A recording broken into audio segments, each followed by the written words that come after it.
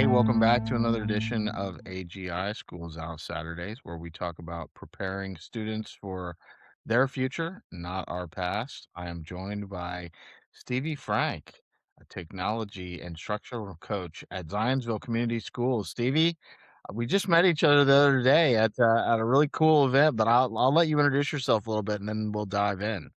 Oh, sounds great. Well, thank you so much for having me on. I know we had kind of, it's like the virtual world now. It's like we met online and then just met for the first time in an in person event at an AI summit that was hosted by Keep Indiana Learning at the CISC Pyramids here in Indiana.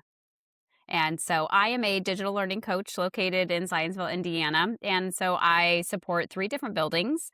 And I also have two young boys. We love marking travels off of our list wherever we go. And I find myself traveling and having the opportunity and privilege to be able to travel to as well for conferences and trainings. So the three different buildings that you support, are those K through 12? Does that go across the spectrum, or is it mainly elementary, middle, high? So great question. So I typically just support K through 8. However, I do have like a cubicle at our ESC, which I'm never there.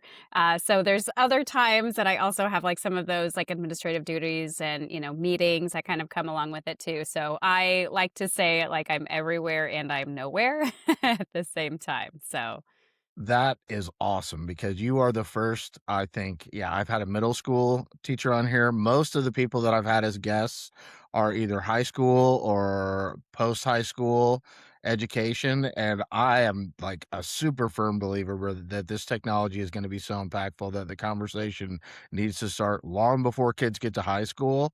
So I cannot wait to talk to you about that today. yay! Well, I'm excited. What does it look like currently in Zionsville schools and in elementary schools? Is there conversation in the classroom about AI? Are they using AI?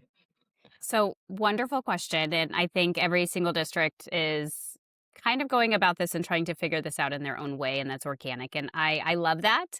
And I implore more districts to do that rather than just having, an overall top down approach. I think that it's very helpful to listen to your teachers, listen to your students. What are they saying? What are they talking about? What are they using? And taking that information to help you make informed decisions based in your district. So, just speaking from Zionsville's perspective, what we've been doing is been working very closely with Dan Layton, which is our chief technology officer here at ZCS, and we've been really having some ear to the wall, if you will, ear to the ground conversations of just kind of listening in to what teachers are saying and what they're wanting and what they're needing. We were one of the only one districts really that I heard that we never blocked it. We've always kept ChatGPT open, OpenAI. We've always just, been able to lead forward with that. Okay, we need to lean into it. We are not going paper pencil.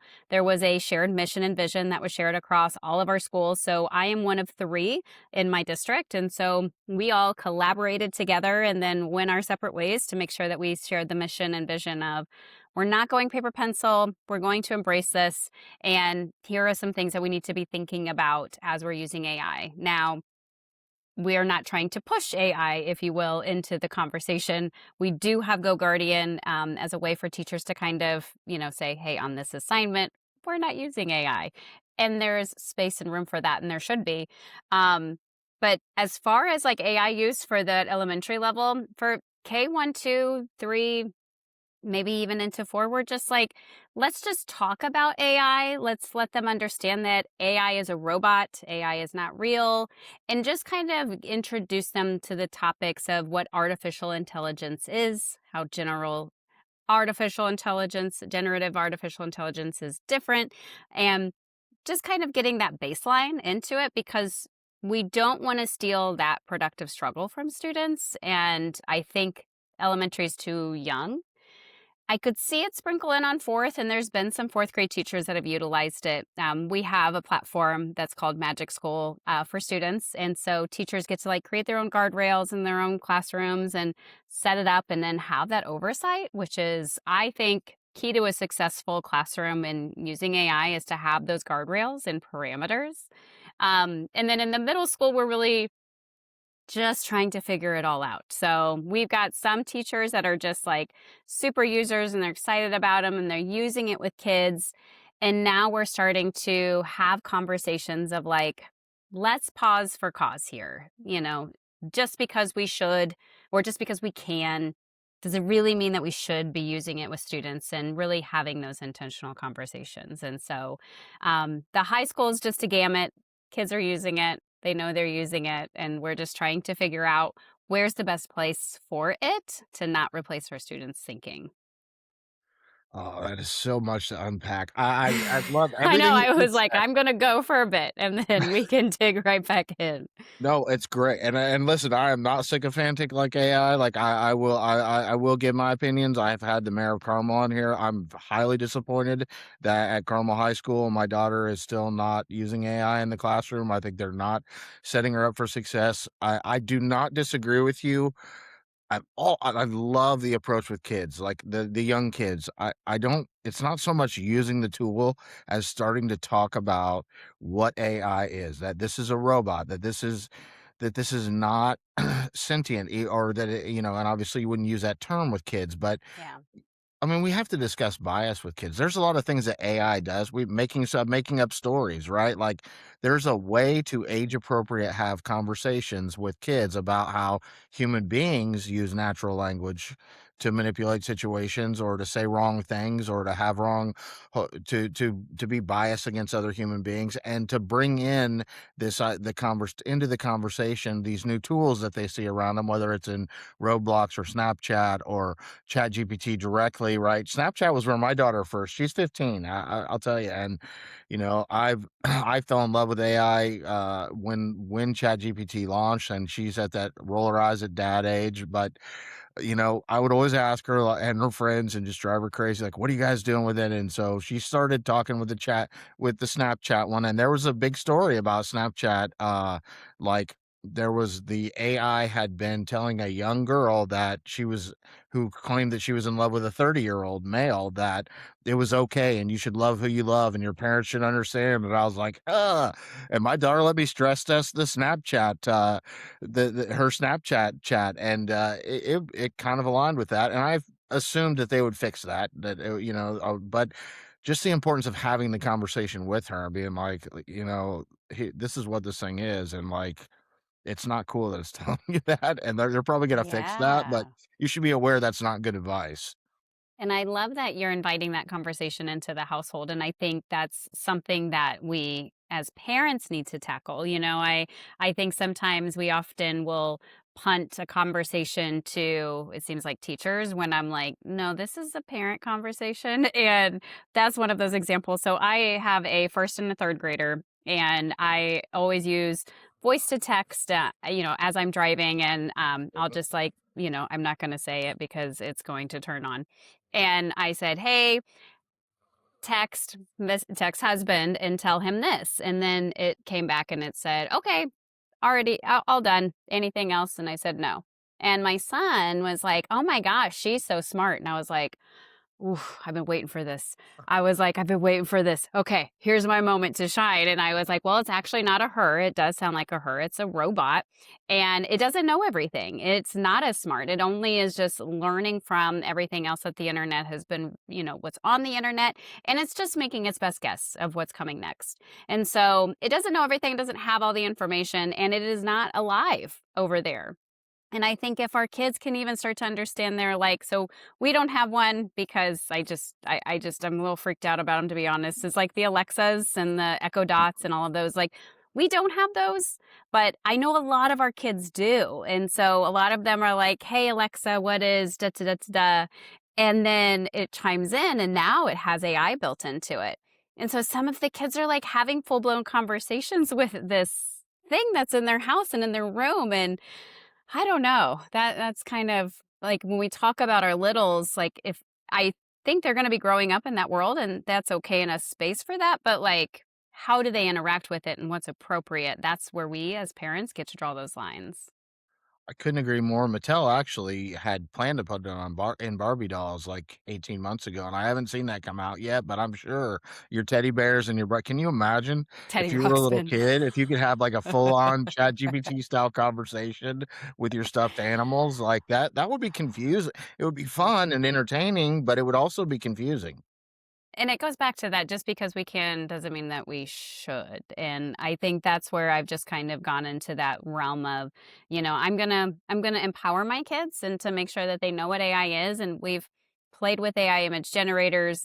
They're really, like what boy isn't into Minecraft and into Star Wars. And we've done some pretty fun like AI image generators before. And I think that that's great. But I haven't introduced them to chatbots yet. I don't think that we're there. I've the only time that I have now that I'm thinking about it was we were creating a reading passage and my son was kind of coming up with all these different ideas and I was like, okay, well, let's have AI create a story that you can read aloud for your fluency practice tonight. And he thought that was pretty slick. So having those, I think conversations are good, but yeah, it'll be interesting to see when this new generation looks like.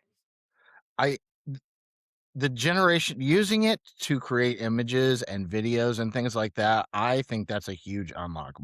My biggest concern with America, I just had Jeff Townsend on the show who covers China tech and all things China. And I won't get into politics, but I'm definitely not an Asia hater at all. I am concerned that Asia will pass, not just China, but Asia as a whole will pass the United States because I think what they foster from the time kids are little is generations of creators, whereas we tend to have Mm, consumers. We want to be entertained by these things, and I want to shift young people's minds to what can I create with this? Like, how can I create a better story, or how can I create something that right?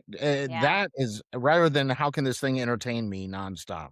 I couldn't agree more. So because my kids are into Minecraft, I'm very tuned in, probably probably more than the generic parent, if you will. Maybe a little bit too much when they get older, they'll say. But I'm pretty tuned in, and so the only thing that I allow them to do in Minecraft is to build. They each have accounts because I want them to play in each other's world too. And we have it locked down. It times out after 30 minutes, and then they're done. They don't have any more time, but I'm very adamant where I'm like, you have to be creating. Um, and there's some games inside of Minecraft that were taking that away, I felt like. And so they were like, I was like, nope, you're not doing that. That's just mindless, clicking and that, splashing images into your face, which is not great for kids' attention spans when they get into the classroom. So I've been very intentional with them and making sure that they do use it. As a creator block. And we were using Book Creator, for example, where we then took like what they were building in Minecraft and then he was building it with like Legos. And then we were taking pictures of it and then writing stories about it, in Book Creator. So there's, I think, really great uses for tech. And I think sometimes we get away from those moments just because we want to be entertained by it. That if that's our main goal, then that's what's going to happen. Yes. Yes, and double yes. And I think there are some things, when I think about video game, I was just never a video game guy, and Mm, so a lot of times as a parent, I'm 52 years old, so my 2 older kids are grown, they're 28 and 23, but my son was into video games quite a bit when he was a kid, and he has his biochem degree from Purdue, he did just fine, but he wasn't real social, and he was into video game and I always worried, I was like, Sarah, he's gonna end up in our basement playing video games when he's like, I'm not into that at all, but then again, when you look at like Jesus, if you look at Demis Hassabis, I mean, if you look at some of the top like AI science, all those guys are gamers. Like there yeah. is something to be said for understanding what's going on inside of a computer in today's technology world. And I think as a parent, you have to kind of figure out what's the balance. I go with TikTok. My daughter, I disagree with how much she uses TikTok, and I don't like.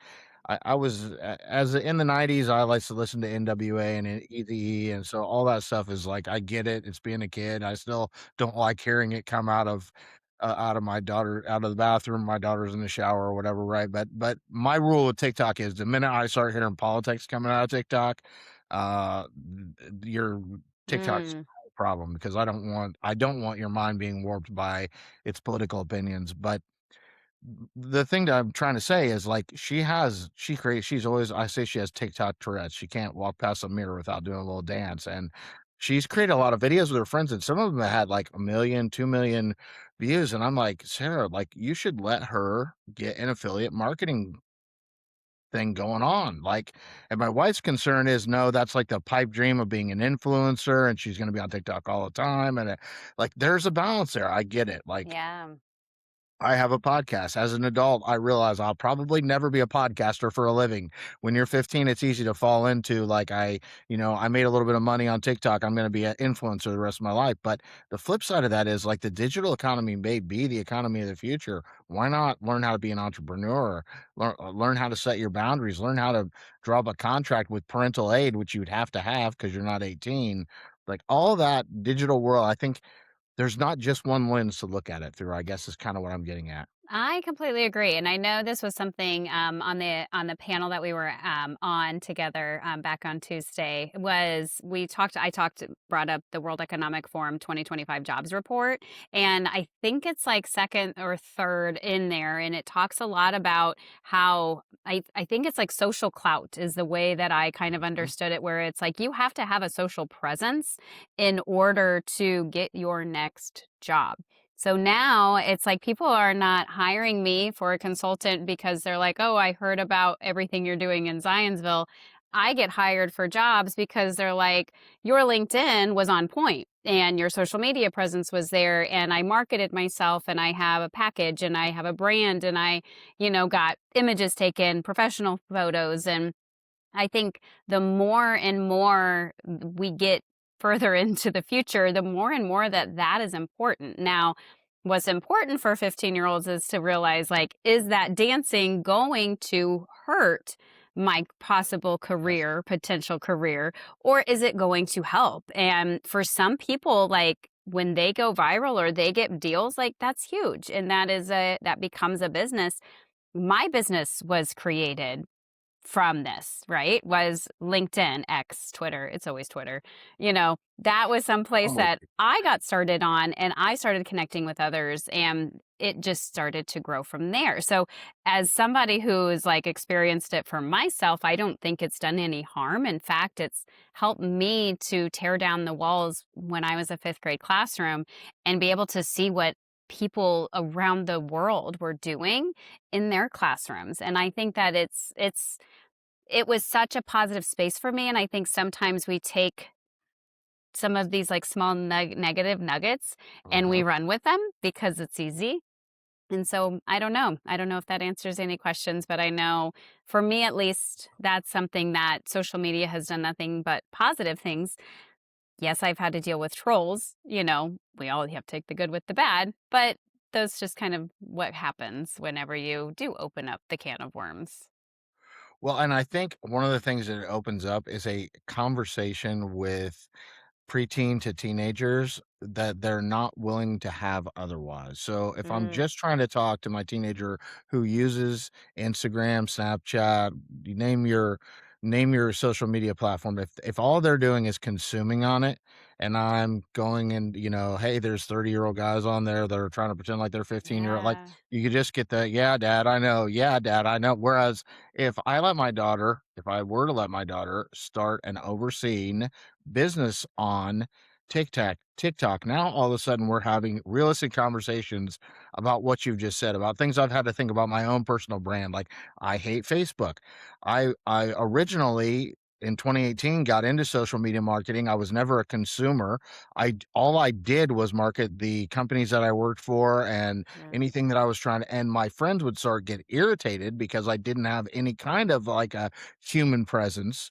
They're like, "Oh, you're on there all the time, but you don't notice what I posted, or there's never a picture of like anything that you're doing other than you like isn't what you're doing at work, right?" And so Yeah. I had to figure out that balance of how do I maintain a social presence that looks like I'm a human who cares about being on social media, whether I am or not, with mixing it into what I'm really trying to do, which is build a digital portfolio and get the products and companies that I work for in front of human beings, right? Like, but that's a realistic conversation you can have with someone who a young person who's trying to do something other than consume social media.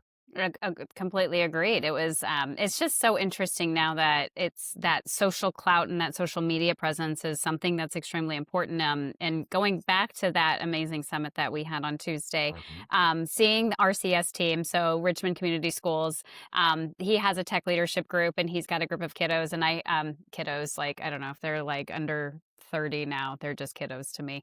So he has this group of students, young adults, that make up their technology team. And I've had the privilege and opportunity to be able to hear them speak probably about 4 times at least. And they're just phenomenal. And so I had asked ahead of time and I was just like, hey, do you think that it would be okay if I if I got them a little something, is that fine? And then he was like, yeah, no, that's totally okay. And so I was like, okay, great. And so right before they went on, I gave him a card and then I had put my business card in there and I said, whenever you're ready, and this can be a IOU, I was like, I would love to help you work on your social media presence or marketing or anything like that to help get you out there. Because, and you said it, and I was like, yes, where we need more women in the room in ed Yes. tech. And I was just like, absolutely. And so that's another thing that I think as being a woman in technology is I try to uplift those others around me. And that was something that I had offered them. So I don't know. I think the more that we can do that, the better of a place we're in. That is great. When the kids were talking, and they were absolutely amazing. I They was blown are. away. If we could get more programs like that, because I think, for one thing, I think that who's into technology is very different and is going to be very different in the AI age, right? So you may Agreed. have like your stereotypical nerdy kid that has trouble talking to people. They're probably still going to be into tech, but also your young entrepreneurs are going to be looking at this technology and your creators, your young marketers who are interested in digital graphics and digital creation. So you're going to have a real blend of people who are interested in this. And it's just like in the business environment. If you can take your power users, your super users, and get them more involved both with administrators and with other students, then Yeah. you're going to have a much more natural progression of this becoming something that everybody's looking at rather than being forced on people. It's people start to get that, oh, if it can do that, then I wonder if it could do this. That's a great unlock. Oh my, I couldn't agree more. And I think Jeremy Hill, so he's the one that runs that technology team. I think he's done a great job with that. And he's done such a great job with, I think, feeding into these students and these young girls. And they even had said, they were like, well, I'm not really that into, like fixing of the Chromebooks, but they were like, I'm really into this kind of part. And that's where I found myself and my space in technology. And I've learned over time, how to fix the things because I want to continue a conversation and I want to continue to always be a wealth of knowledge. And so I've learned the tech side of things, but I lead what's called a Zeek Squad students. So we fused together Zionsville and Geek Squad and comes Zeek Squad. And I did not come up with the name. My counterpart, Kyle Beimfor, did. So I give him all the credit. However, I lead a technology group and I started to notice, I was like, okay, I want to find when I took this role on, I was like, I want to take it on as a more digital creation role because that's where I found my joy in it. And I kind of started to force myself into doing what it always had been done, which is more of the like coding and technical parts of things. And I was like, you know what? I'm going to try to rebrand it and do what I think. And it's really attracted a lot of girls and a lot of young girls. And so I have Adobe Ambassador Group is what they're called. And so I actually have the Adobe team coming out to visit us in person in Zionsville next Tuesday. So I Wow. cannot wait for that experience to be able to bring those women into the school because my girls are going to be so excited. Like when I told them about it, they were just like eyes glossed over. They were like, Adobe's coming to visit me. And I was like, they are. And so again, it's like that people uplifting other people just to, be able to see the bright lights that we see. That is beyond cool. I was at AI and Government and Education Summit in DC Oh like my last gosh. year. Yeah. Oh yeah. How is that? I talked to my boss into sending me at the previous company that I was at. It was health. So I was in a healthcare company before I was with the current company. The current company I'm with is a vertical AI startup. Think like ChatGPT type interface, but for navigating wraparound services. It is to social services what Magic School is to schools. It's vertical AI. It has good guardrails. It helps people who are in need to find clothing, food, housing, and things like that. It's just beautiful, wonderful company. But I was with a community paramedicine company before that did peer-based recovery support for addictions and mental health. Oh, We did wow. occupational health, and we did non-emergency transport. And as a kind of a no-code guy exploring AI, when my boss there was like, "How do we become completely AI infused?" I had to really dig into what that looks like in a protected industry like healthcare, regulated industry like healthcare. And long story short, it's not easy, and it's not you can't just put OpenClaw on your on your healthcare data and let Yeah, it yeah. go do. So you have to be like in a managed cloud environment. It costs tons of money to clean up the data. But my long story short is I also have a background in marketing, and so I was a development director for the Salvation Army. My love for AI is in digital creation, in Mm, content creation, in image generation. I've gotten some into video, and I call it pragmatism when it comes to AI. There's so many tools, mm, and there's so much that you feel like trying to keep up with the Jones that I think that it's best to lean into where a tool actually plays to what you like to do, almost like that ikigai type of, yeah, what do I love? What am I good at? What is the world willing to give money for? And what do people need? If you can get things that you need that can save you some time and that you love doing and that you're good at, and start there with AI, I think then you pick up. I built a website, and now I learned how to use Claude browser to write code and connect it to GitHub and like all the stuff that has no interest to me. Like it does have interest to me when I see I can get it a website without spending thousands of dollars and I can actually upkeep it. So I love that you're leaning into that with those girls. yeah, Figma was there when I was out in DC. yeah. Yeah, and they were like Such a talking about fun data team. analytics. It was so cool. It's just such a fun team. I've had the opportunity to be able to hang out with some people inside of the team, and I think it was really interesting because when they came into education, they were like, "We've been everywhere," like, and so it was Uh-huh. interesting because I do some course creation, content writing for Microsoft at different times, and a lot of times their developers would utilize FigJam. And I mean, I had been working in it and through it for a couple of different times, and so I was just kind of used to that storyboarding effect, if you will. That was just industry standard. So it was really fun just to kind of see it finally come into education, and I feel like they made a big boom. What was that? Like almost like 3 years ago? It doesn't seem like it was that long ago when or it was just like, I guess, like short time ago when it finally came into education. But I love that it does a great job with, I think, fusing together that creativity. And that's, kind of harking back to, your comment and ensuring that we can do it in a digital way. I think Yep. sometimes we see different creators get into whenever it talks about digital creation, and it's almost like it upsets some people, I've noticed, where they're like, well, that's not creation, that's not creativity, that's because you're doing it on a computer. And I'm bringing the conversation back to the Adobe team, and one of the Adobe members, her name's Wezzy, she's one of the ones that's coming out to us on Tuesday. And it was not until I would say about 4 or 5 years ago, and I had never thought of myself as being creative. I was just like, you give me a paper or pencil, and I'm like, my stick figures are not stick figuring. And believe me, Manuel Herrera has tried his very best to try to get me to draw well, and he's my good buddy. And I'm still not there, Manuel. We're still gonna try. However, when I get behind a computer and I just flow. And she was like, "You're creative." And I was like, "No, I'm just," and she's like, "No, no, no. You're creative. Just because you do it behind a screen doesn't mean that you're not." And for me, that like broke down barriers. And so I don't know. What is your take on that?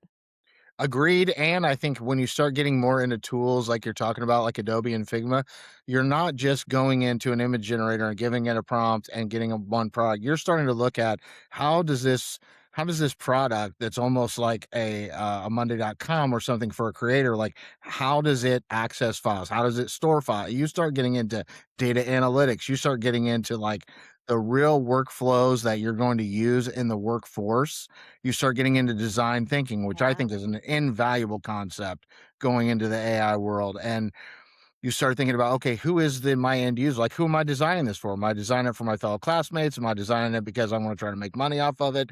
Like, what are they thinking? We start empathy mapping. Like, you just start opening up all these things based on a student's interest that starts building some of those hard skills that I think girls already naturally have some of the soft skill stuff. The female thing is huge for me, not just because I have daughters, but because if we are moving towards a world where some of these tech companies are as powerful as government Mm. agencies, you just can't have a bunch of guys who are ego and competition. I know, hell, I was a United States Marine. I'm not throwing shade at anybody, right? But if they're the only people making decisions about technology that could really impact the well-being of the world, we need some females at those tables to say, "Wait a minute, how is this gonna impact, like, our kids and the next generation, not just your pocketbook or whether or not you're standing on top of the mountain over your buddy." Oh, I love that conversation. I think anytime there's decisions being made, either at a district level, company level, whatever that looks like, I think it's extremely important to look around the table and see who is making those decisions alongside of you. I think that if we can start to pause in those moments where we're about to say yay or nay, and being in a space in technology is very powerful because we provide access. And so if we're going to take away access, then that is such a big decision that, again, I don't think just we really need to look around the room and be like, whose voices are we leaving out of this decision? And that was part of us with keeping, ChatGPT on is we were like, if we turn it off, then who are we turning it off for? We're turning it off for the kids that can't go home and access it from home because we know our kids are going home and accessing Uh-huh. it. And I think having that realistic perspective on things has helped us drive our decisions into really taking a look at bottom line, just like what's best for kids, and those perspectives I think are extremely important. And that's something that I love about my role in my position is yes, I have a cubicle. I'm barely there is I am in classrooms, I am in hallways, I am with teachers, and I am boots on the ground figuring things out alongside of them. And that's something that I think I oftentimes see people in my role not have that availability to do because there's so many things, behind computers that we have to do. Yeah. So I don't know. It's interesting to see the different roles and how those evolve. It is. I would like to see. So if you look at politics, I think that women have done a great job. It's not at all odd to see a female politician be in the news just as much as a male. And maybe it was Yeah. Hillary Clinton that did that. I'm not sure who did that. Maybe it takes a champion.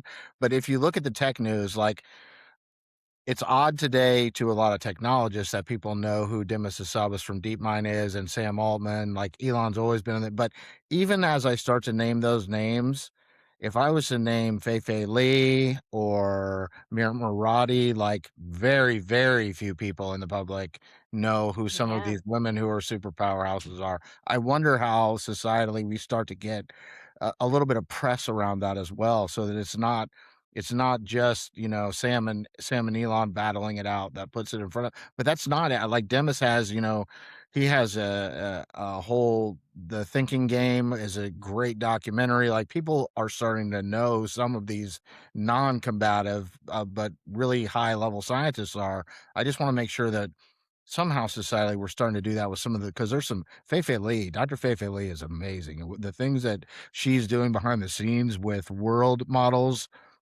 may shock the world. It may upset the whole apple cart with LLMs seeming like they're the end all be all, but nobody hears about that unless they sit around on YouTube watching like Stanford. I'm a nerd, admittedly. I would never have self-identified as that 5 years ago, but I've only been exposed by looking very deeply into the topic, and I'd love to see women get more exposure for the roles that they currently hold, not just the ones that they should be holding.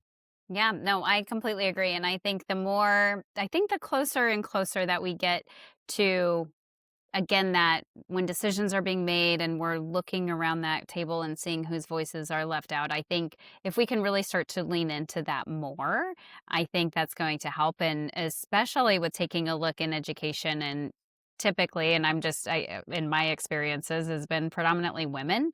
And that's a place to where women don't always push back. And when we do push back, it is, we're given some specific labels that aren't so pretty. But when a man pushes back, then, then they're strong and assertive. And, it's just such an interesting perspective. But I think the more and more voices that we have out there, and the trailblazers that we have out there and the women that are willing to lift women up, I think is huge. And that's why I love the education space in LinkedIn, back in the Twitter X days. Was it felt like it was a place that educators were lifting other educators up all the time. And I think that that's such a really special space to be a part of. And so if you're like listening in and you're like, well, I LinkedIn is just for professionals or it's not for me, like just try to get on, just like post a few things or even just consume for a while just so you can kind of Mhm. understand how your algorithms after a time. And I think you're going to be a little pleasantly surprised. It was from those moments that I really started to step more into my purpose and saying, nope, I think that there is a space for this and there's a place for this. And it just takes us speaking up in meetings and, being willing to do the brave work. And it's heavy. It gets heavy at times, but, it's definitely worth it in the end. I love that. I was thinking when the Richmond students were up there and they mentioned social media and LinkedIn, I was thinking, I'm not sure I've ever seen a high school student on LinkedIn. Like, that does seem to be a space where I'm not sure there's enough conversation around what your digital portfolio is aside from, like what are you posting on Instagram, which if you're gonna be a Yeah. creator, like that's a really good place as a designer, whether you're talking about architectural design or dress design or anything, like Instagram is a great platform for that. But if you're gonna bend more toward a solopreneur, entrepreneur, um, CFO, like, if that's more what you're exploring, I would think LinkedIn is a place you'd wanna start, and I haven't really come up with an age where that it's a good time to start that. Great. It was interesting. I've seen also, just with sports in general, like a lot of colleges won't even look at players unless they have a social media with highlight reels that go on Mhm. to it too. So like that's just another aspect of it, not even looking into the professional realm of things. And so it's funny you said portfolios because I go back to my Adobe group. So part of our ending work that we did, and we didn't just work inside of Adobe, we worked in Microsoft Make Code, and I made sure to, bring up different, also other ed tech tools that are just fun to play around with and have students have that knowledge base about. So if they use it in the classrooms, they can become little experts, if you will. And something that I had them work on were digital portfolios. So inside of Express, I went ahead and assigned them all portfolios, and then they were putting all of their best pieces of work in, and then they're explaining to me why it was, some of their best work. And I was describing to them, I'm like, some of you are trying out for National Junior Honor Society, and this would be a way to help you build your case to get, admitted into this National Junior Honor Society. If you're looking into getting a job and, you're going up against all of these other people with much more experience, but you come in and you're like, here's a digital portfolio, here's my webpage, because Yes. that's pretty much what a digital portfolio is. Here's my webpage that has everything that I've done. Here's this, here's that. And I was like, if anything, all it does is get you in the door and get you the interview. And I think that's the part of it too, where I look at different times when people are like, oh, well, AI is just going to do it for them. And then when they show up in person, are they going to be able to follow up and follow through with whatever AI was saying? Yes, like, and for some of our kids, it was interesting. I think you were in that think tank with me too, but I think you were virtual. Sale that was put Yes. together by Keep Indiana Learning. It was interesting that there was somebody there that she was from the deaf and blind school, and she said her biggest like aha moment with AI was she was like, my kids could never produce anything that was close to the speaking people because they didn't hear how people really talked.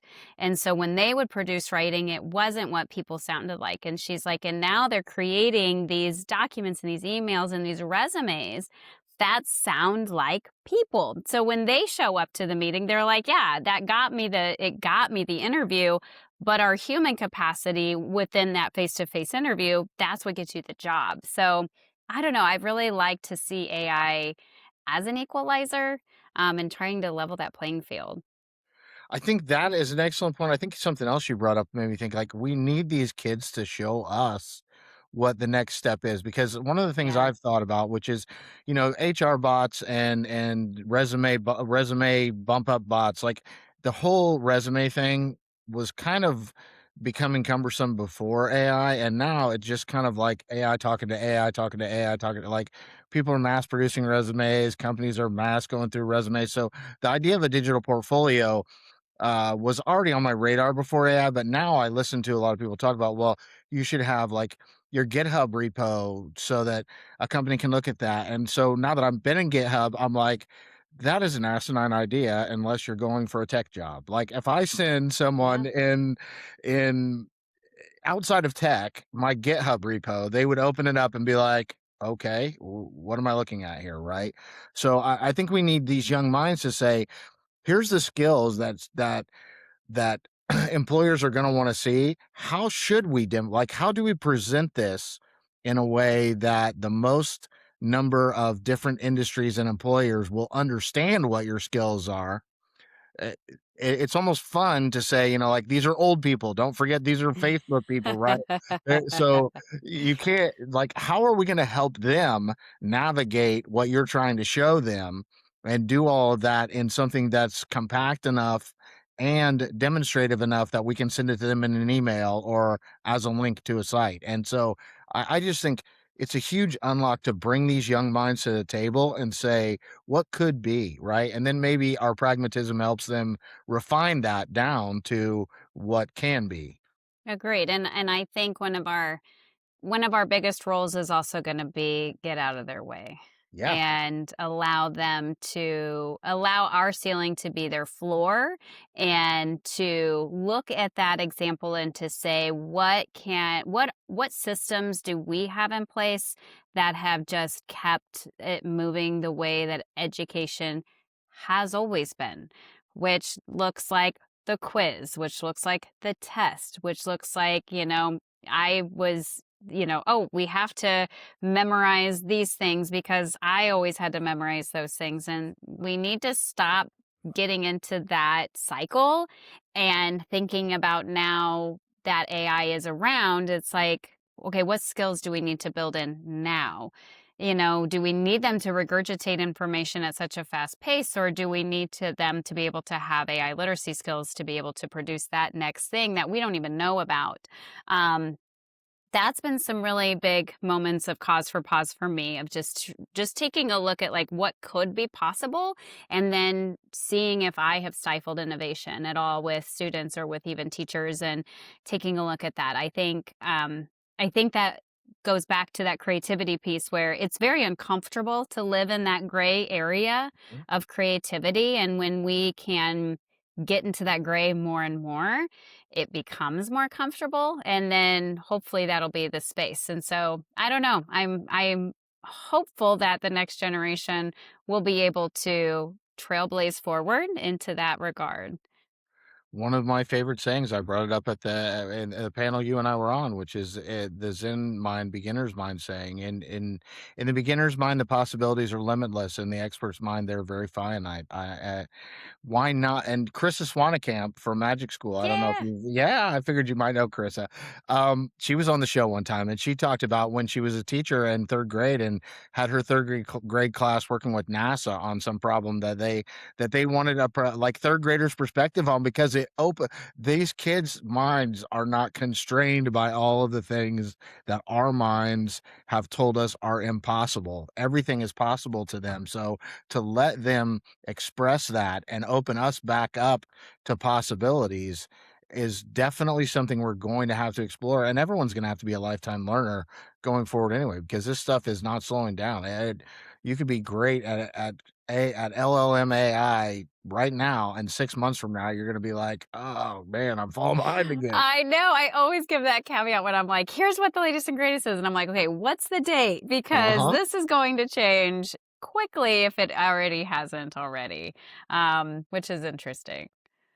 You and I so I laughed when you brought up the World Economic Forum's 2030 jobs thing because I had my notebook with me there I had already written down some of those. Like that was totally on my radar. And AI and big data. I do think that data needs to be in high schools. Like that should be a class. I would be much better off, even as a layperson, if I understood data hygiene, data architecture, data governance. Like that, that is going to be an essential skill going forward.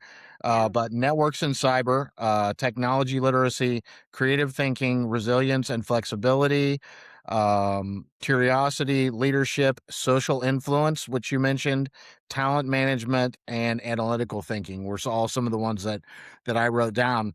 One of the things that I'd love to throw at you is some of those soft skills we don't really have a definition for. Like how do you what rubrics are there for critical thinking or analytical thinking? How do we measure that, and does it look the same Yeah. in one industry as it does in another?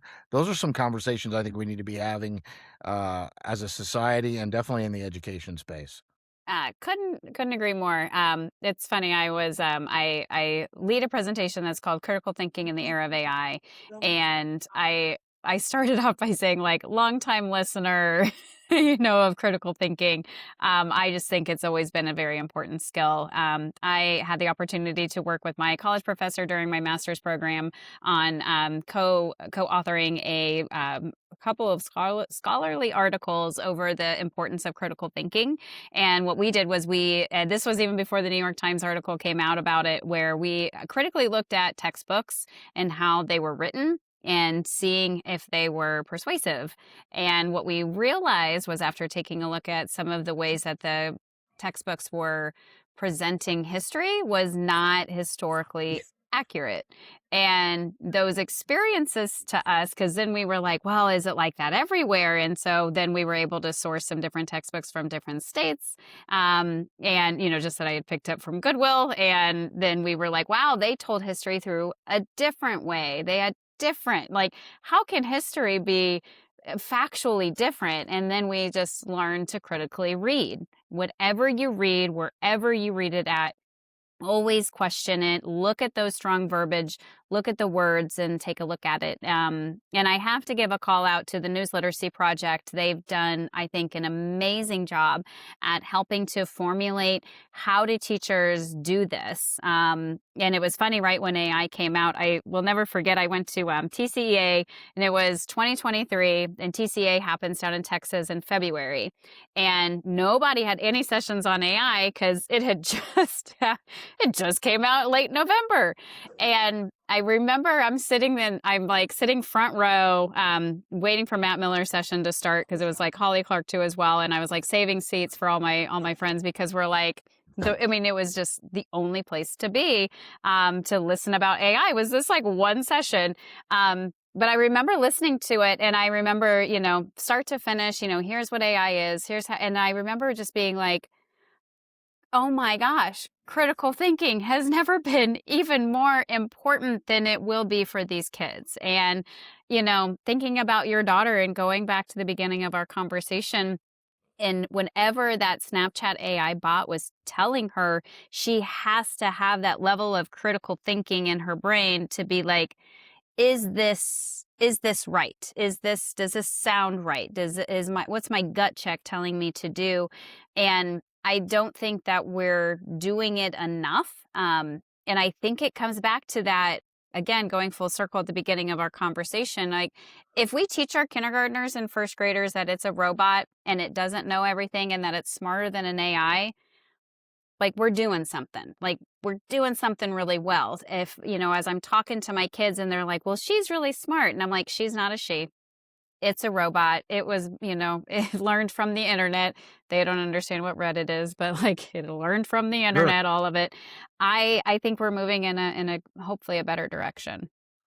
I just couldn't agree more. I mean, there have been times with Claude, and I will get into Claude is the one that I actually like to get into like metaphysical, philosophical conversations with about, I've often thought if we create something more intelligent than us, does that going to disrupt religion? Because it does Oh, pose that the creator can be less intelligent than the created, which kind of upsets the apple cart on theology. And I just like have a super deep conversation, and I will have to almost pinch myself and be like, I can't believe that this is a transformer architecture. Like, I understand what's happening. So if you didn't understand what's happening underneath the hood, yeah, you can see where something like the character AI thing, where the child died by suicide because he believed he was talking to Daenerys Targaryen through his chatbot, like that. There's some serious danger to that if kids don't understand. And I do couldn't agree with you more. It has to be age appropriate learning.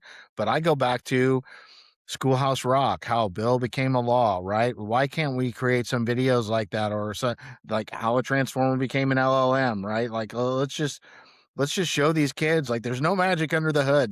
There's magical science, and I hope you yeah. can grow up someday to be able to write the math and algorithms to create that magical science, but it is just computer talk in the background that sounds like a human being. It is, and what's funny is I'm wondering now if you had listened to the podcast, The Last Invention. I don't think so, but I will. Okay. So you let me know when you're finished with that one. And then even if we're not live here on a podcast, I would love to talk about that. That's been one of my favorite podcasts to nerd out to and talk to other people about once they finish it. So I can't wait for you to finish it. Matt Miller was towards the end and he's like, oh my gosh, we need to talk. so so let me know.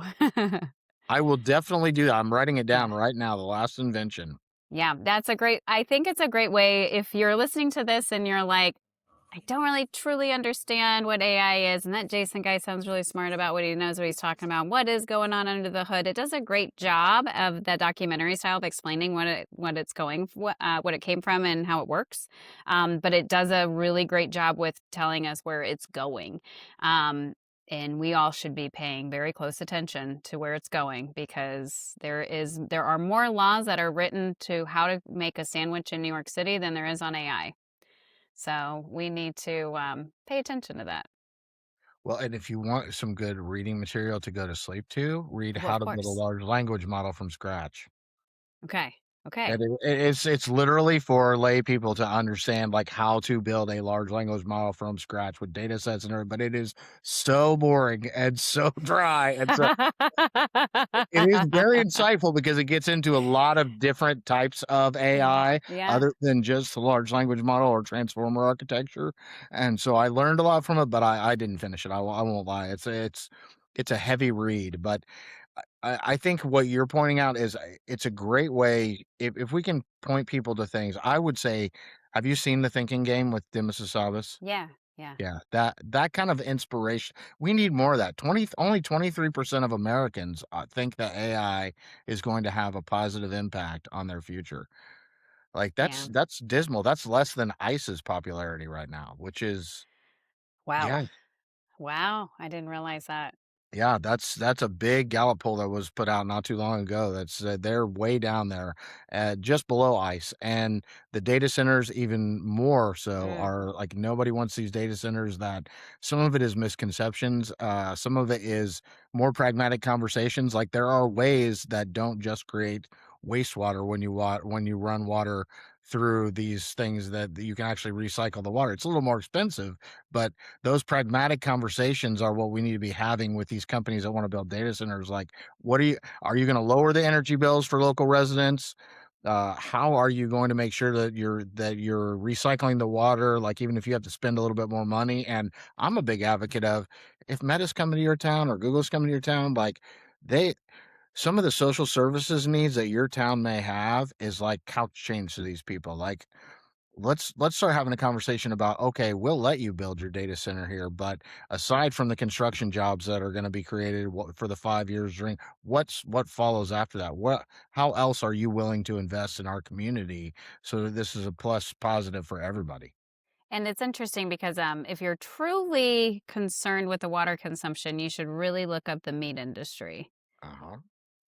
Which is not talked about at all. Well, So that's an interesting perspective. And golf courses. I'm taking that uh-huh. one from Becky Keene because I was in a thread with her, and we both kind of talked a little bit about that. So that's just an interesting perspective. So if you're going to be like, let's save all of the water, look into that.